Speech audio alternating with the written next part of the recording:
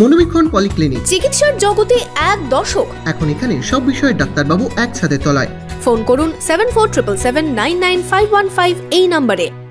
নাসিক নয়, স্থানীয় ব্যবসায়ীদের কাছ থেকেই কিনতে হবে পেঁয়াজ। আগে রাজ্যের চাহিদা পূরণ হবে, তারপর বাইরে যাবে এখানকার পেঁয়াজ। পেঁয়াজের দাম নিয়ন্ত্রণ নিয়ে বেজায় চটলেন মুখ্যমন্ত্রী। কৃষি পণ্যের দাম বৃদ্ধি রুখতে মঙ্গলবার নবান্নে বৈঠকে বসলেন মুখ্যমন্ত্রী মমতা বন্দ্যোপাধ্যায়।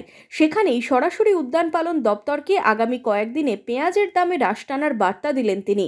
মঙ্গলবার নবান্ন থেকে মুখ্যমন্ত্রী প্রশ্ন তোলেন, কেন বাংলার চাষিদের কাছ থেকে পেঁয়াজ কেনা হচ্ছে না, সমস্ত পেঁয়াজ কেন নেওয়া হচ্ছে নাসিক থেকে। তিনি আরও জানান, 10 দিনের মধ্যেই বাজারের দ্রব্যমূল্য বৃদ্ধি কমাতে হবে।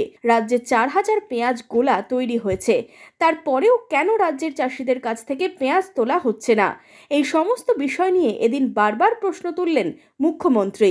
নাসিকের পেঁয়াজের ওপর ভরসা না করে আপনারা আমাদের নিজস্ব সুখসাগর ভ্যারাইটি পেঁয়াজ চাষিদের কাছ থেকে অলরেডি যেটা আপনারা কিনছেন, যেটা আমরা প্রডিউস করছি, এটা আমি আসার পরেই প্রথম আমরা চালু করি বাঁকুড়া দিয়ে, এখন এটা মুর্শিদাবাদ সহ বিভিন্ন জেলায় হয়।